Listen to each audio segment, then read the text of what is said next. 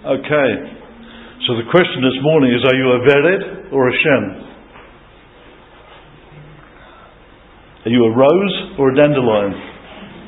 How many people here this morning think they're a rose? How many people think they're dandelions? Believe me, by the time you finish this, everybody will want to be a dandelion. Just an interesting thing before we go. Do you know where they get the name dandelion from? It's French. Yeah. Dandelion. Ah, right. Lion's tooth. Lion's tooth. Dent. And interestingly enough, the word for dandelion is basically shin. Shin, yeah. Tooth. The tooth. See, isn't it good to have Torah scholars with us? But that makes it even more exciting to be a dandelion. The lion's tooth. I like that. There's a lot of good connotations in that. Yeah. So the bottom line is, do you wilt and wither away when the circumstances around you are less than perfect? pH level's wrong. Then you are a vered, a rose. Beautiful to look at, but very prickly and very delicate. Or do you see obstacles as a challenge? In the same way a shen or a dandelion views a concrete pathway. The rose goes, pH, I'm doomed. The dandelion says, great, concrete. And how do I know this? I saw it on one of those Giggle TV things, and it showed a picture of it. It said rose dandelion, and it showed one worried about the pH levels, and the other one showed a whole pile of rubble and concrete going, oh, fantastic. That's where I got the idea for this message this week.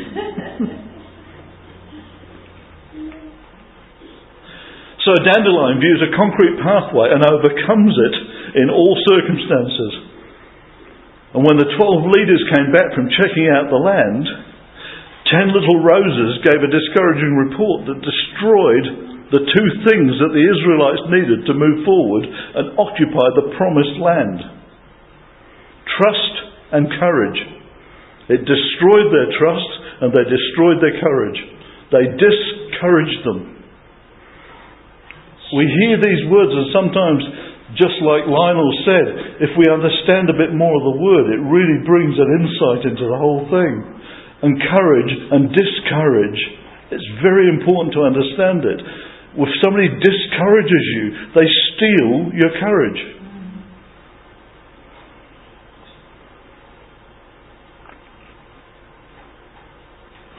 They steal your trust. They make you doubt. It only takes one little thing and you think, oh, maybe. Did God really say? It's all it took, and it was like, oh, did he?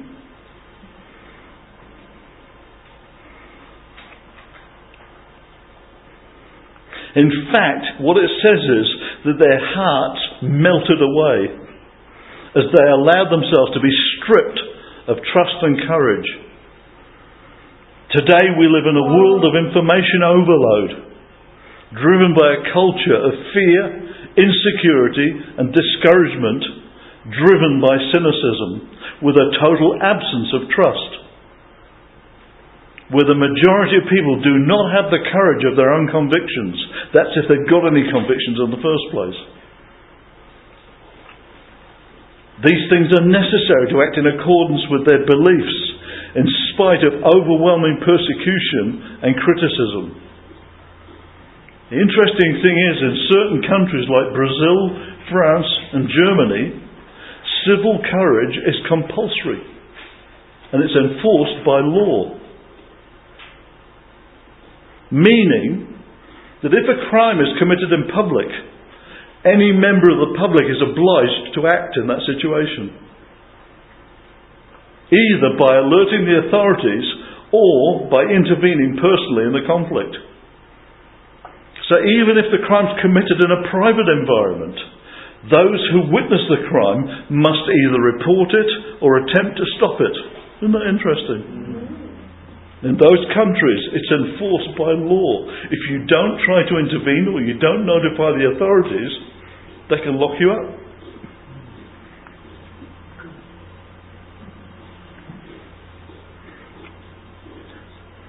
Courage, or courage, is an old French word, courage, from the Latin root cor, which means heart.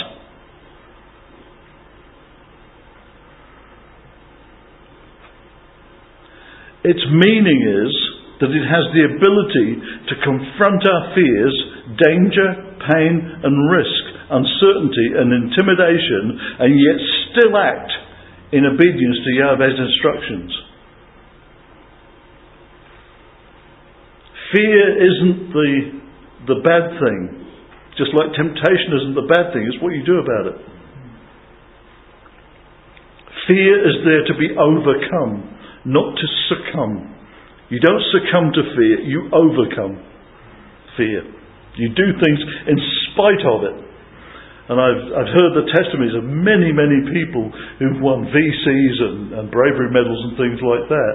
And they've turned around to them and said, when you were doing this brave act, what were you feeling? They said, absolute terror, absolute fear, but they went on ahead and did it in spite of it. That's what makes the difference. Whether you run forward or backwards, or stand still and shake.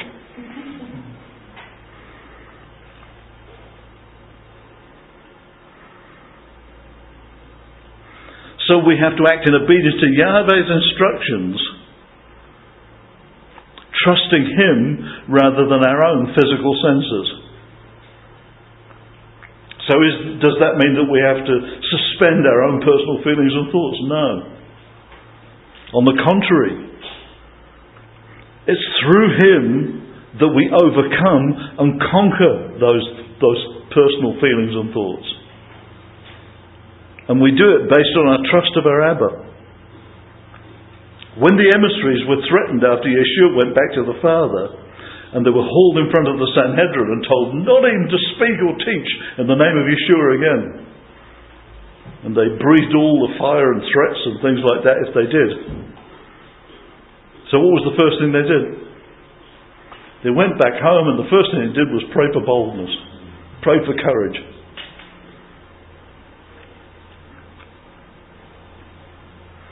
They responded by asking Yahweh to give them supernatural boldness, courage and fortitude to equip them and enable them to continue to spread the message of the kingdom.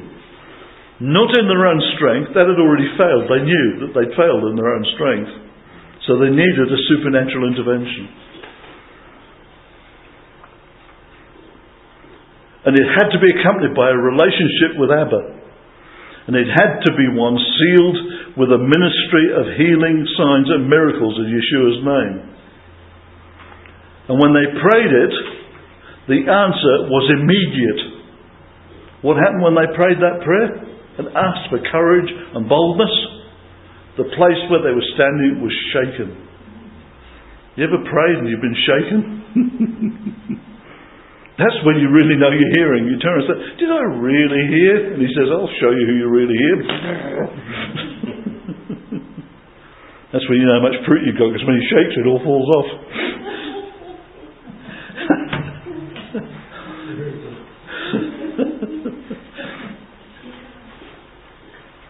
The answer was immediate as the place they were praying in was shaken.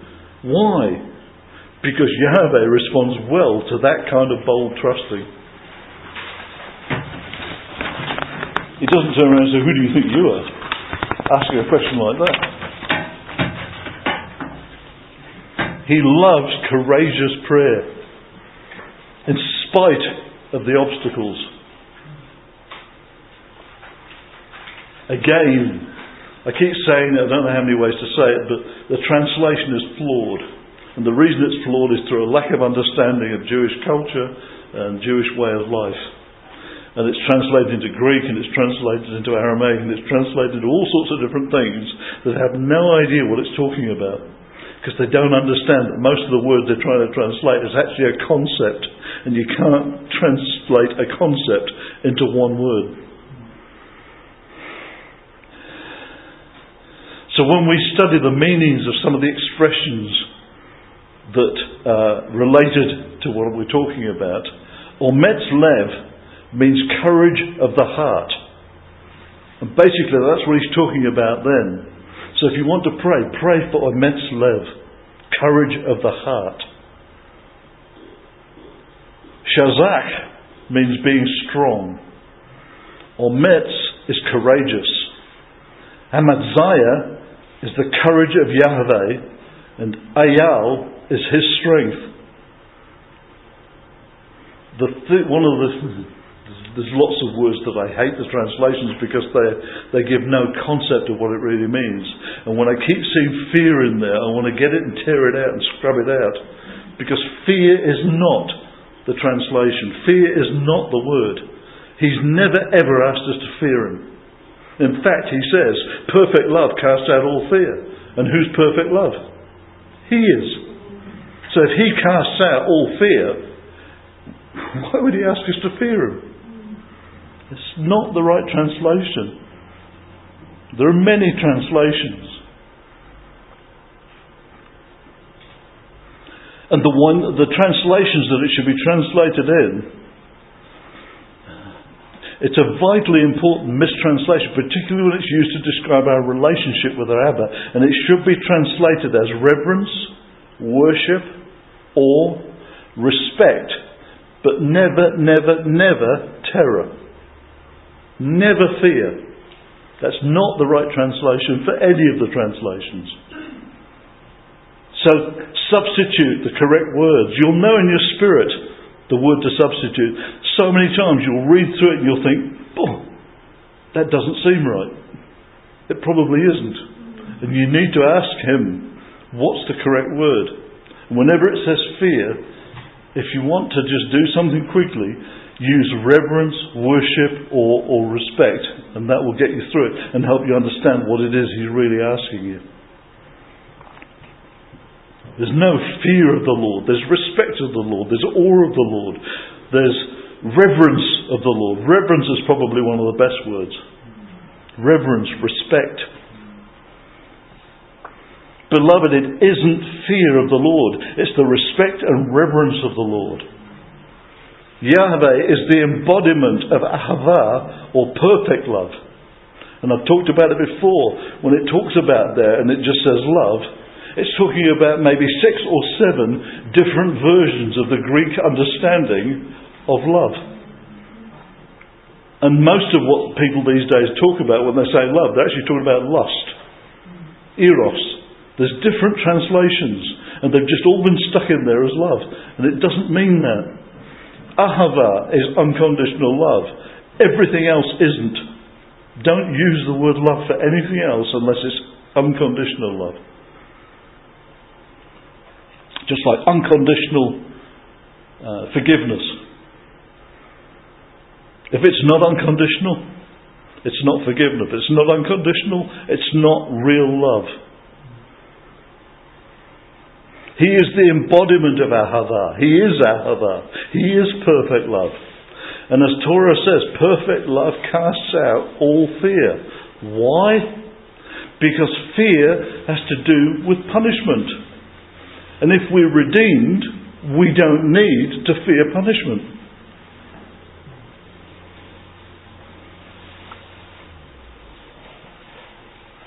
Fear has to do with punishment, and therefore, as redeemed and unconditionally loved and forgiven believers, fear ceases to be an issue involved in our relationship with our loving Abba, our loving Daddy, I guess is the best English translation of that. Abba, Daddy. And that denotes a very personal relationship. It's not just father or pater. My father, I used to just about have to salute him. Mater and pater. No. This is Abba, this is Daddy, this talks about intimate relationship. As I've said many times before, with my children and grandchildren, even if I'm busy, even if I'm doing something that's absolutely crucial, and nobody else is allowed to come and disturb me, they've got a free rein to come in any time. They can just wander at any time. My wife's the same. She knows she can just wander at any time. The rules don't apply to her. Doesn't apply to my children and grandchildren. Just to other people. If I was the king, if I was the Caesar, and all the subjects had to sort of stay away and, I bet their children didn't stay away. I bet their children were the first one through the door and said, I need money to go to the mall. Funny, kids don't seem to show the respect that you expect from everybody else. But that's what it's talking about. He's our Abba. We have free access to him at all times. There's no formality in that. There are other times when we stand back and we worship him in awe and reverence because he's the King of Kings. But just because somebody's the king doesn't mean they don't have children. And their children, in private, behave just like any other children.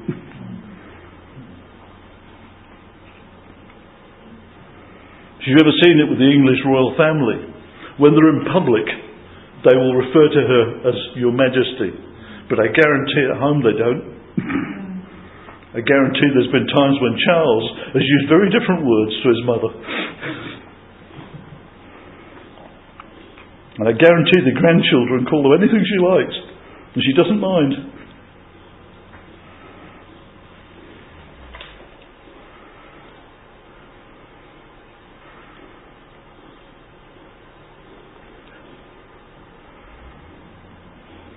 So fear ceases to be an issue involved in our relationship with our loving Abba. That is also why we're commanded to never accept or even feel condemnation. It says in there, do not succumb to condemnation. And even more than that, it goes on to say, do not even condemn yourself. How many times in front of the mirror have you condemned yourself? We do. Nobody criticises us more than we. We criticise ourselves far more than anybody else. We condemn ourselves in situations where we think, oh, I shouldn't have done that. What a stupid thing to do. At least I've progressed. In the old days I would have said, oh, you're so stupid. Now I understand that it's what I do, not who I am. I'm not stupid, I just do stupid things occasionally. Very big difference. But we're not even allowed to do that. We can let him convict us, and if he convicts us, he also provides a solution and a way out of the situation. But we're not allowed to condemn ourselves or anybody else, because condemnation comes directly from the enemy. Condemnation destroys. Conviction restores.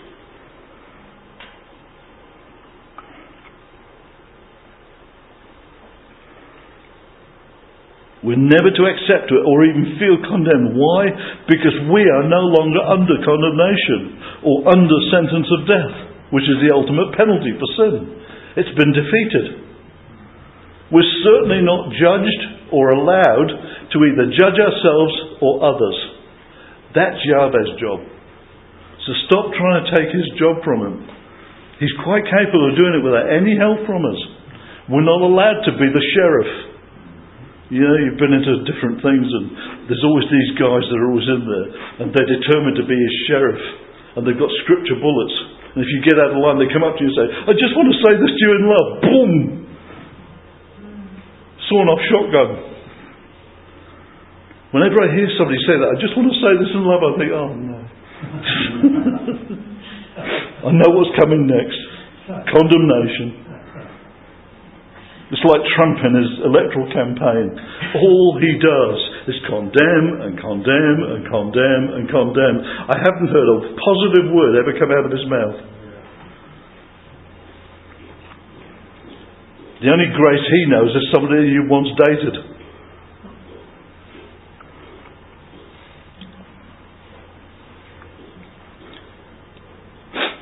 We are not judged or even allowed to judge ourselves or others. That's Yahweh's job for those who reject his offer of redemption. It's the people who reject that offer of redemption that are in trouble. It's those that refuse to forgive unconditionally that are in trouble. It's those that don't love unconditionally that have a problem. So how are we to be bold and courageous and not just reckless and foolish? There is a difference. If you do things in the flesh, you're just being reckless and foolish. But there is another thing when we do things in the Spirit, by being bold and courageous. Well, the obvious answer is to pray and ask for them. I know it's really complicated, it's rocket science, but that's the answer. If you want them, ask for them. Pray. Immediately.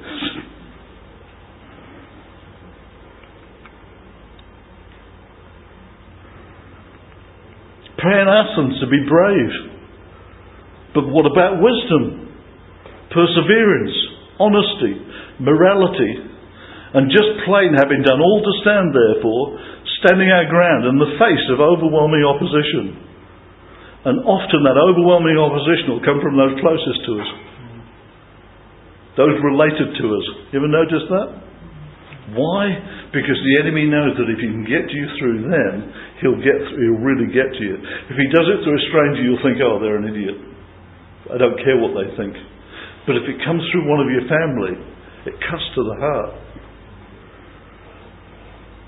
Does it mean that they're bad and having a go? You know, it just means that they're open to the enemy using them in that situation.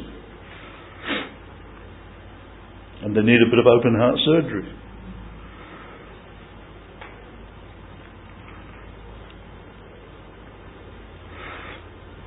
So just as Yeshua all had the same problems, they had all the same issues that they had to go through. We don't have to see to trust and believe the truth. This is the Greek humanistic thinking. If I see it, I'll believe it. No, you believe it, then you'll see it. It's totally the opposite. And they just don't get it. If they wait till they see it to believe it, they'll wait forever. I don't believe in oxygen just because I can't see it. I believe in it because it keeps me alive. And I know it works.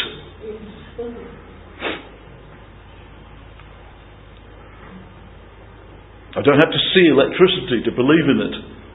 I believe it when it goes up my arm and makes it shake.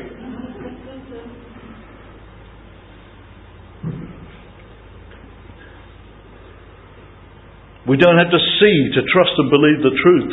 We have to trust and believe the truth to enable us to see. I'll read it again. We do not have to see to trust and believe the truth. But we do have to trust and believe the truth to enable us to see. Okay, but what do we do with what we see and hear and know? Whatever Abba asks us. People make things so complicated. It's so simple. With whatever we hear when we pray, we listen, we do. It's that simple. And he has this interesting little trick where you agree to it before he even tells you what it is. Are you willing to do something for me? Yes. Right, now I'll tell you what it is.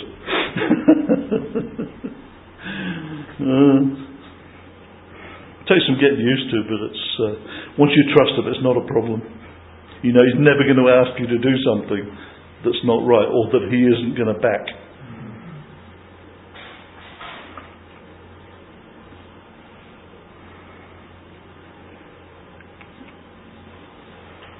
So whatever we see and hear and know, what do we do with it? Whatever Abba asks us to. It's a choice that only we can make to be obedient or not to be obedient. We always have a choice. We say, oh, he said it. When we went to the UK to set up Christian radio in Europe, we used to talk to people and say, where are you from? We said, oh, New Zealand. And they said, and you came here? And we said, yes. And they said, why did you come here? And we said, because God told us. And they said, but why did you agree? It totally blew us away, didn't it? Yeah, we got that everywhere. We got that everywhere. This is in churches. This is not just talking to people in the street. This is people in churches. What did they say to us? I was just astonished. Like, why did you obey? You know? Yeah. Just amazing. I think it happened to you first. You were in a woman's prayer meeting the first time that happened to you. Could not understand. And we thought, why wouldn't you? I mean, it's actually the last place that we wanted to go too. Oh, absolutely. Anywhere else, or just not back to England. Yeah, be careful what you ask for. We'll go anywhere, except there. Right. Anybody who's been there would understand why. So for those that are here, please don't pray, I'll go anywhere you like, but not South Africa. Don't do that. Whatever you do, don't do that. Don't say, I'll go anywhere but Russia.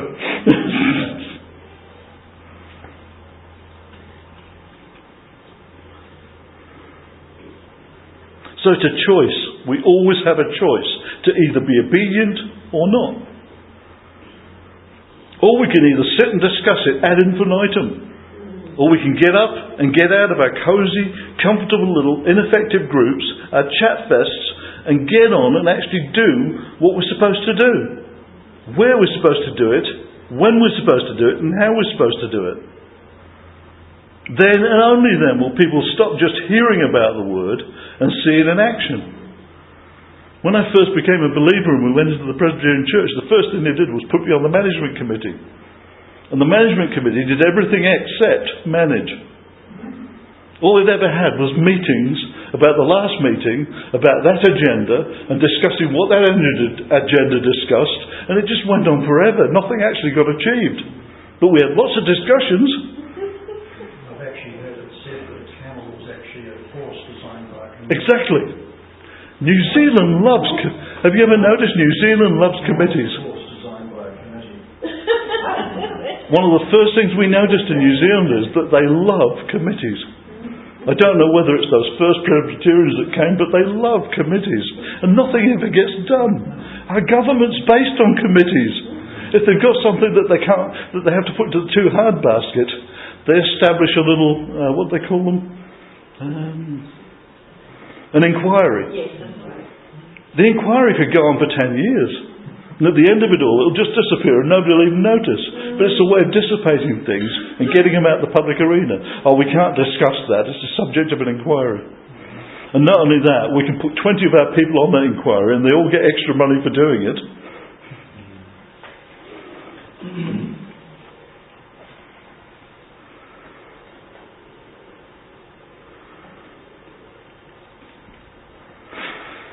Another important thing when we're talking about this is there is no difference between Jew and Gentile. In a sense of redemption, there is no difference between Jew and Gentile. There is no difference between male and female.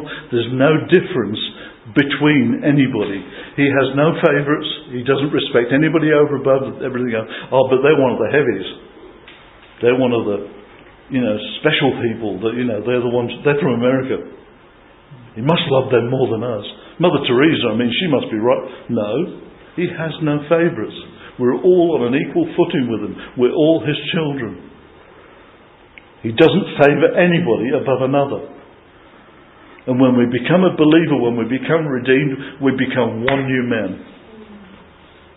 Does it mean that we let go of those things? No. There's nothing to stop you rejoicing in the background that you were brought up in a Gentile world, or the background that you were brought up in a Jewish world, or a Chinese world, or a Maori world. Makes no difference. You can still have those things, as long as it complies with His will. But over and above that, you become part of the one new man. When we leave school, when we leave home and go to school, we're part of that school, but we don't cease to be part of the family. Just because we've gone to school doesn't mean we still cease to be part of our own family. When we go from school to university, we don't cease to be a part of our family. When we go, wherever we go, whatever we do, we're still part of our own physical family. But we also become part of a bigger family and become part of a bigger, all-encompassing body of believers. It doesn't stop us being all of those things that we were before. We just add to it and come under a bigger umbrella and operate within that umbrella. It doesn't mean we have to change and become clones. We don't have to become, WASPs, white Anglo-Saxons, Protestants. We don't have to become WASPs. We don't have to become all of those different things that we've got for different things. We don't have to become Fiddler on the Roof. We don't have to change and become something we're not. I have a Jewish heritage. Pamela has a Gentile heritage. She doesn't lose that. It's something that we join together. Just you don't cease to be something just because you're part of something bigger.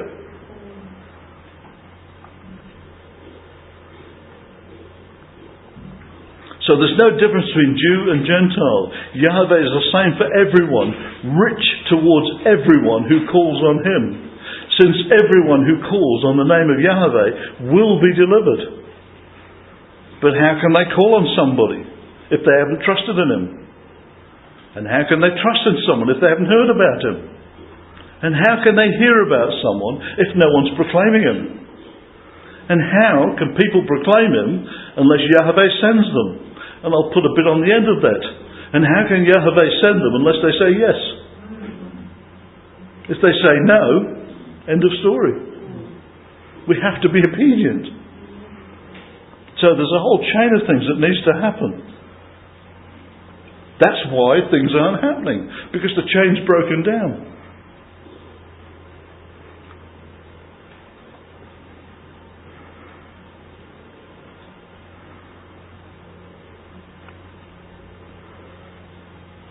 People aren't calling on Him. They haven't trusted in Him. They haven't heard about Him. Nobody's proclaiming Him. Nobody's going when Yahweh sends them. As the Tanakh puts it, how beautiful are the feet of those announcing good news about good things. How many people here have got beautiful feet? I don't have to take my shoes off to prove it. They're beautiful because He says they are, because of what they do, not because of what they are. It's not about their physical. You know, I'd say most people wouldn't look at their feet and think, oh, you're so beautiful. Physically. It's about what you do. And everything in here, the thing that people miss, if they don't understand the Jewish way of putting these things is, it's all about action. It's all about rubber hitting the road. Otherwise it's just a bunch of empty words. Unless you put these things into action, they're meaningless. You can memorize them, you can do anything you like with them. But unless you put them into action, you're wasting time.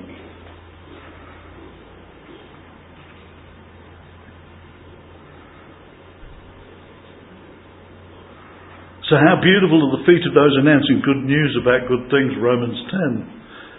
And be bold, be strong, do not be afraid or frightened of them, for Yahweh, your Elohim, is going with you. There is the key. Doesn't matter what the situation is, He says, I'm coming with you. As a child, if they turn around and say, I want you to go out in the dark and do something, how many children will have said, sure, no problem. But if you turn around to them and say, I want you to go out in the dark and do something, and I'm coming with you, no problem.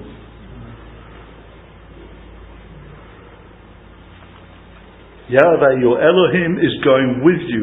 He will neither fail you nor abandon you. Devarim 31.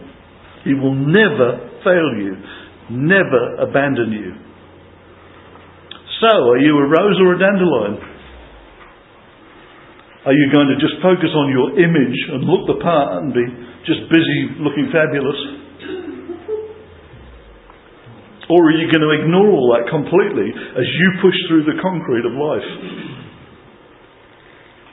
He's looking for dandelions who will turn around and say, 6 feet of concrete? No problem.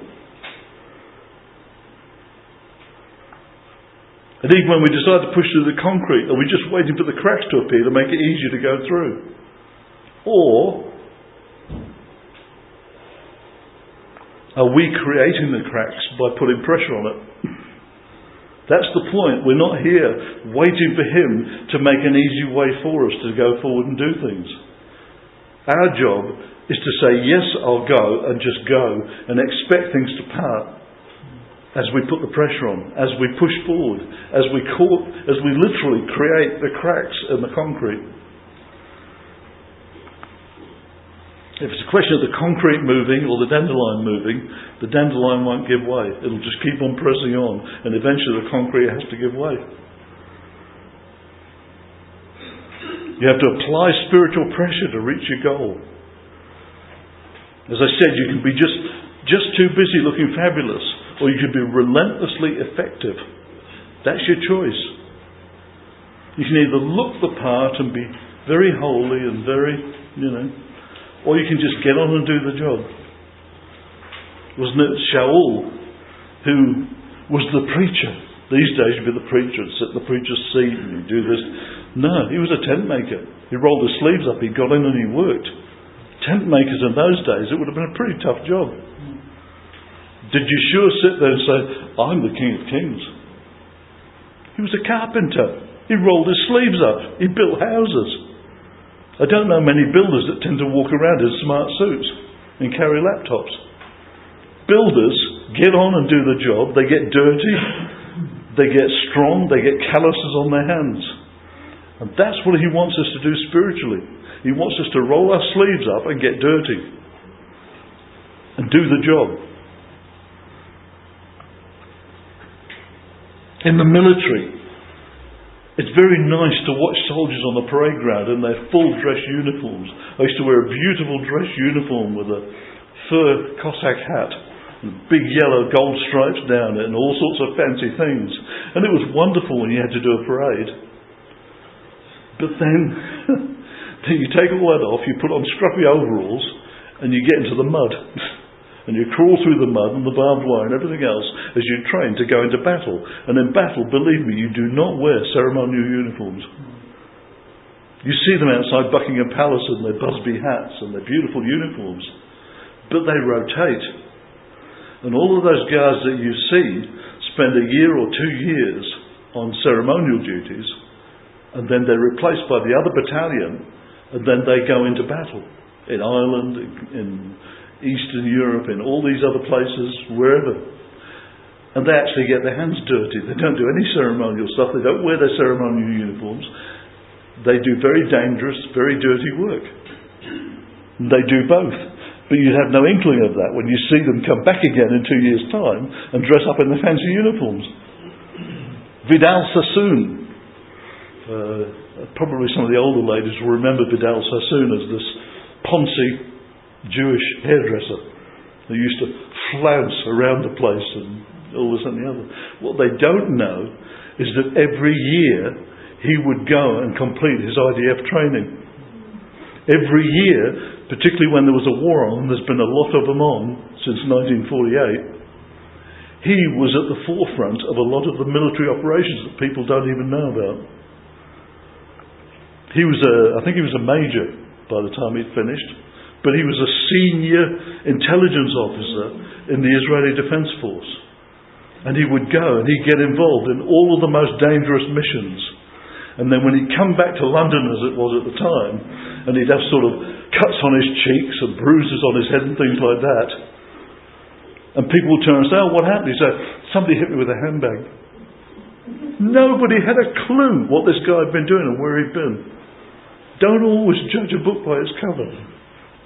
He's got some incredible tales of some of the things that he's done over the years, and yet most people looking at him and listening to him would think he's just a stupid little hairdresser. Never done anything, never got his hands dirty.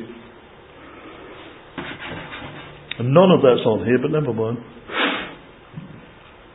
So, are you a rose or a dandelion? In the public eye, he was a rose. When it really mattered, he was a dandelion. He didn't just focus on his image and look the part. He pushed through the concrete of life. So at the end of the day, the choice of being a rose or a dandelion is yours.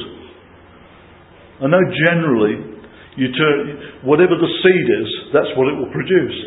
So if you're a rose seed, you'll always be a rose, and if you're a dandelion. But Abba has a habit of changing those kind of laws. Once I was a sinner, now I'm redeemed. The two aren't compatible. He had to change me from what I was then to what I am now. And he can change you from a rose to a dandelion. And to all intents and purposes, a lot of people can look at you and think, oh, they're just a rose. But at the end of the day, he wants you to be a dandelion in doing what he's asking you to do. So shalom aleichem, aleichem shalom. Peace and wholeness be with each of us. Amen. And that scripture also about